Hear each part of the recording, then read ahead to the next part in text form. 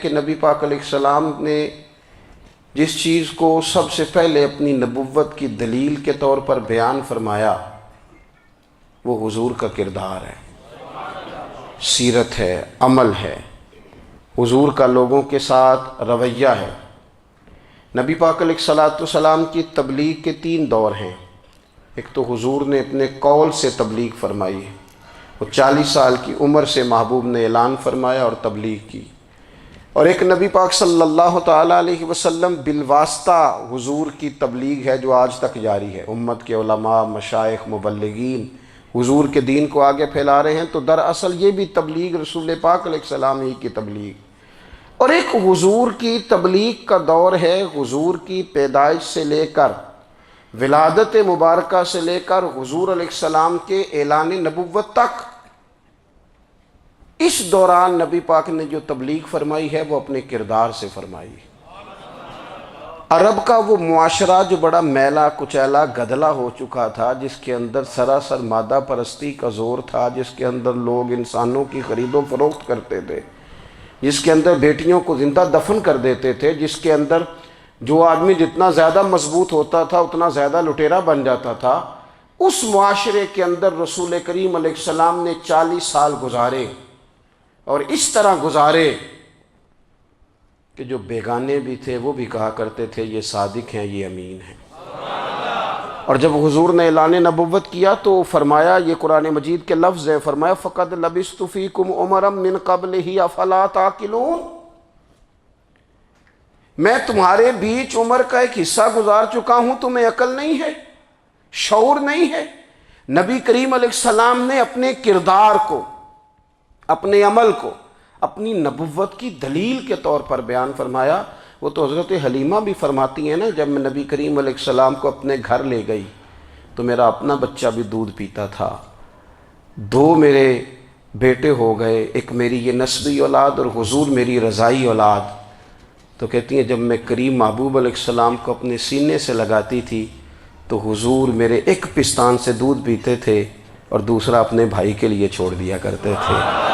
یہاں سے رسول کریم علیہ السلام نے کردار کے ذریعے تبلیغ، اور پھر اعلان نبوت سے پہلے ایک تنظیم عرب کے جوانوں پر، عرب کے سرداروں پر مشتمل بنائی گئی، جس میں نبی کریم علیہ السلام نے بڑا حصہ لیا سرکار نے، اور بڑے اہم لوگوں کو شعور حضور نے عطا فرمائے۔ وہ اس جماعت کا فیصلہ تھا کہ ہم سارے جوان، سارے بڑے لوگ ملیں گے، یہ حضور کے اعلان نبوت سے پہلے کی بات ہے، ہم بڑے لوگ ملیں گے، کسی بڑے کو کسی چھوٹے پر ظلم نہیں کرنے دیں گے، کسی آدمی کو کسی غریب کا حق نہیں کھانے دیں گے۔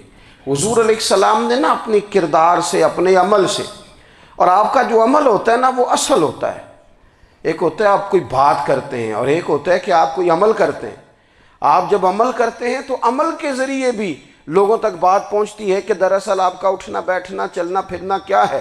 میرے رسول کریم علیہ السلام کا اٹھنا بھی ایک نبی کا، بیٹھنا بھی ایک نبی کا، بات کرنا بھی ایک نبی کا، معاملات زندگی کرنا بھی ایک نبی کا، لین دین کرنا بھی ایک نبی کا۔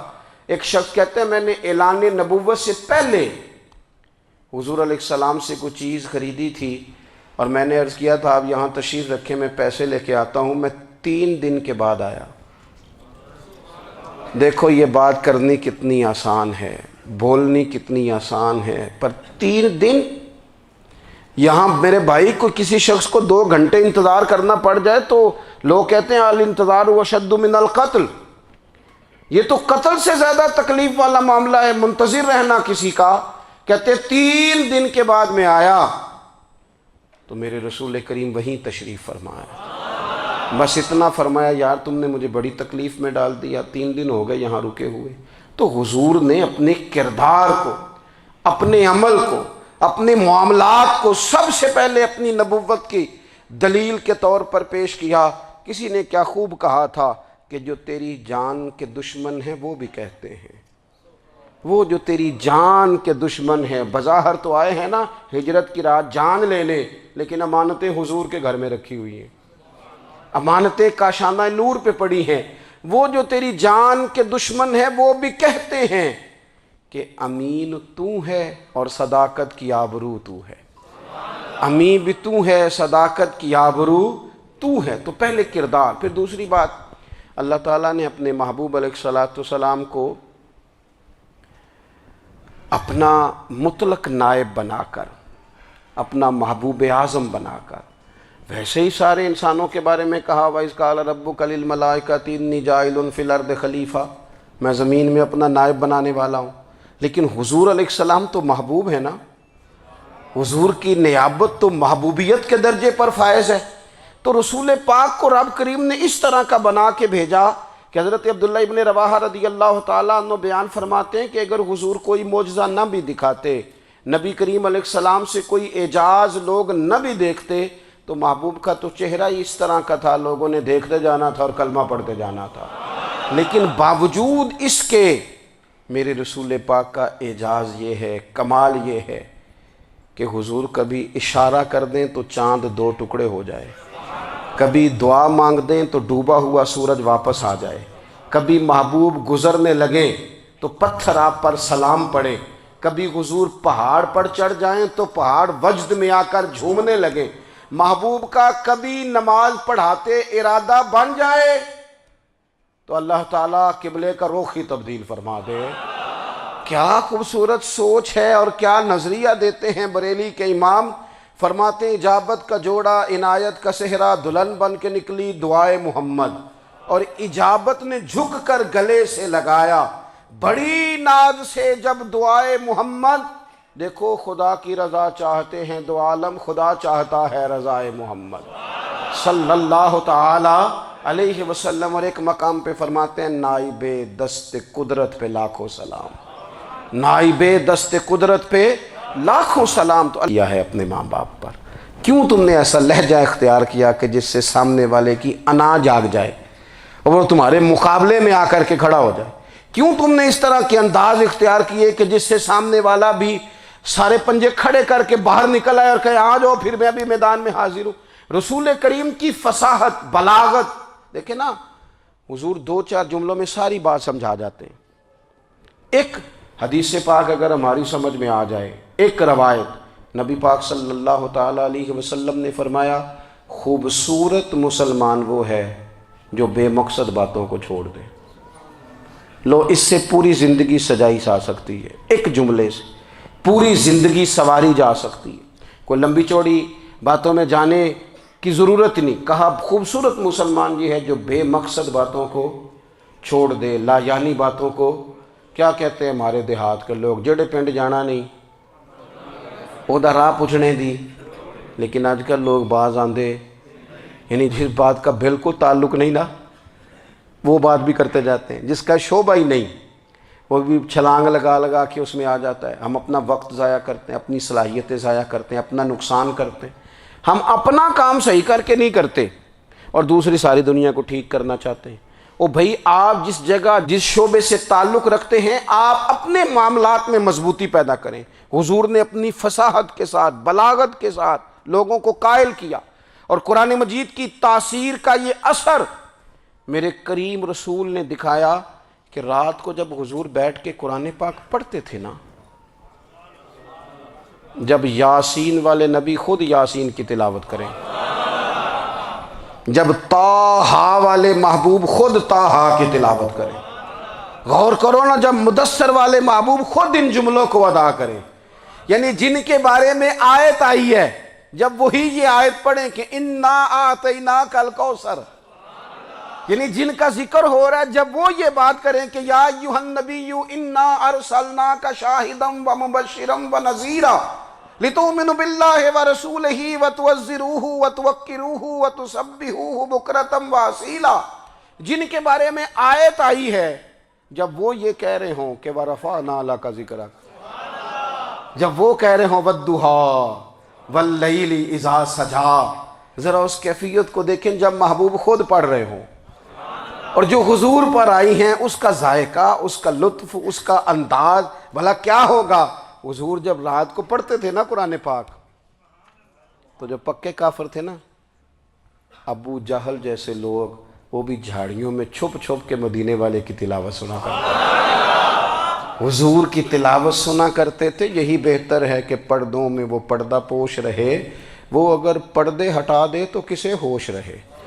رسول کریم علیہ السلام کی تلاوت کا سننا, قریب جانا, یہ اعجاز ہے. حضرت فاروق اعظم کہتے ہیں میں طبیعت کا بڑا ڈاڈا تھا, مزاج کا بڑا سخت تھا, زندگی ہمیشہ ڈٹ کر گزاری, باتوں پر کھڑا رہنا آتا تھا, پر جب میری بہن نے مجھے چند آیتیں سنائی نا تو میں تڑپ ہی گیا. گھروں آیا سا مار مقامنے نو, ہن مینو مار دے لے چلو.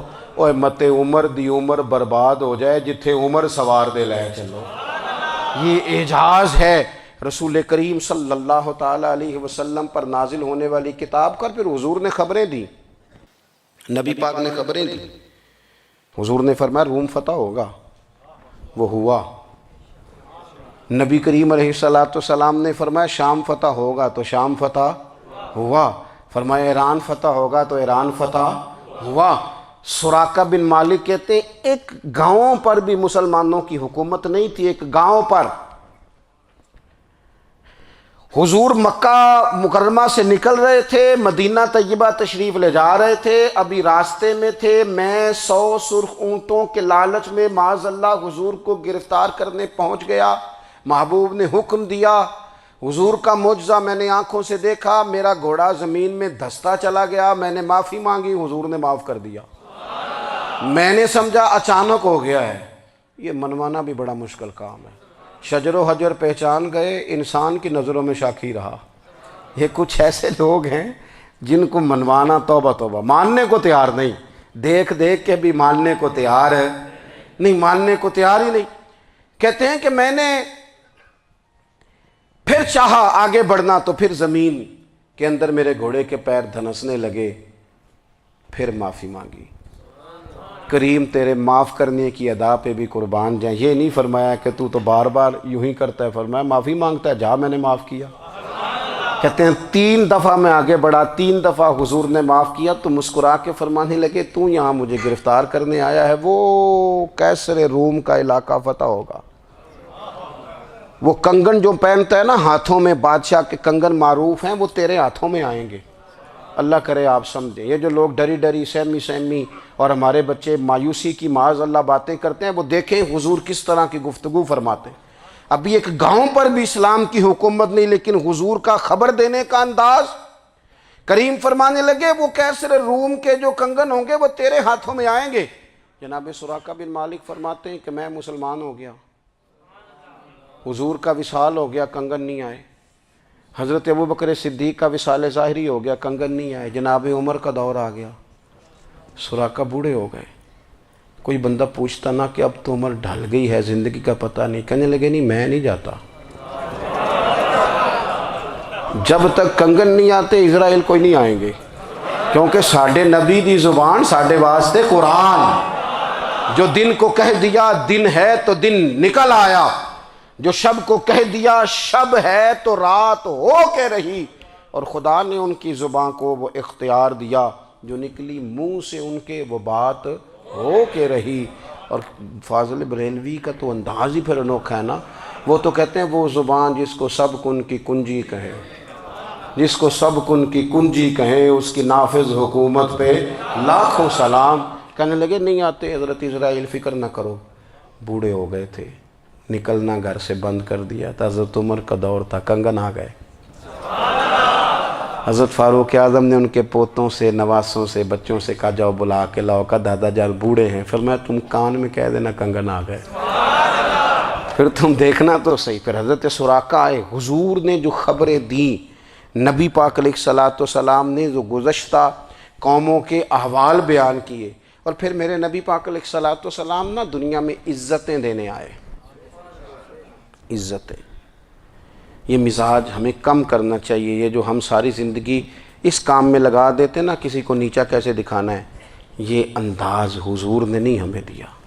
آپ دیکھو حضور تشریف لائے تو ہمیں پتہ چلا کہ حضرت یوسف جیسا سونا کوئی نہیں.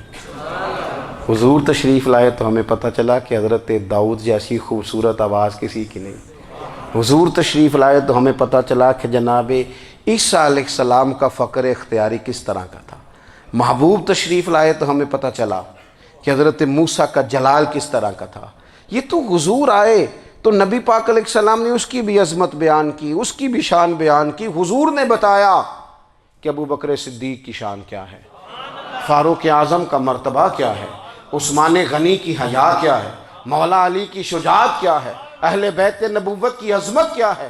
حضور آئے عزتیں دینے، ماں کو عزت دی مدینے والے رسول نے، کہا جس کا باپ راضی ہو گیا اس کا رب راضی ہو گیا۔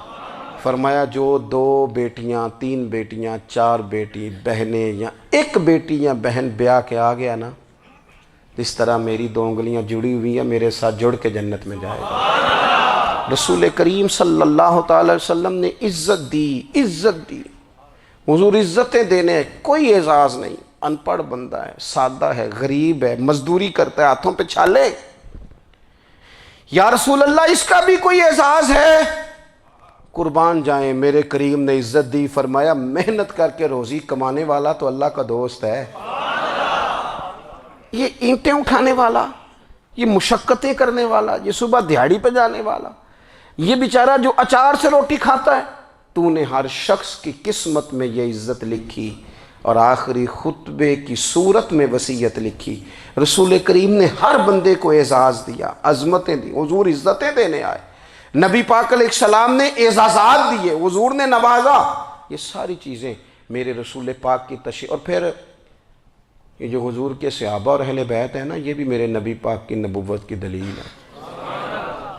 اتنی جلدی انقلاب آیا نہیں کرتے، وہ کل تک جو رہزن تھے حضور نے راہبر بنا دیے۔ وہ لوگ جو کل تک ایک دوسرے کے گلے کاٹ کے کھاتے تھے، ایک دوسرے کو مارتے تھے، تکلیف پہنچاتے تھے، برادری ازم پہ لڑتے تھے، حضور نے بھائی بھائی بنا دیے۔ ایک پلیٹ میں کھانا کھانے لگے، سیدنا بلال حبشی، صہیب رومی، سلمان فارسی، حضور نے یوں کر کے ملا دیا۔ نبی کریم علیہ السلام نے تقسیمیں ختم کر دی دنیا میں۔ حضور کہ صحابہ نے اپنا کردار اس طرح کا دکھایا، اتنا بلند کیا، اور صحابہ کرام علیہم رضوان اس کو دیکھ کر اتنی بلندیوں پہ گئے کہ گواہیاں اللہ کا قرآن دیتا ہے۔ فرمایا محمد الرسول اللہ والذین معہ اشداء علی الکفار رحماء بینہم تراہم رکعا سجدا یبتغون فضلا من اللہ ورضوانا۔ فرمایا یہ جو میرے محبوب کے ساتھ والے ہیں کافروں پر سخت ہیں، آپس میں نرم دل ہیں، تم جب بھی انہیں دیکھو گے سجدے کرتے دیکھو گے، رکوع کرتے دیکھو گے، تم انہیں دیکھو گے اللہ کی رضا کے متلاشی ہیں۔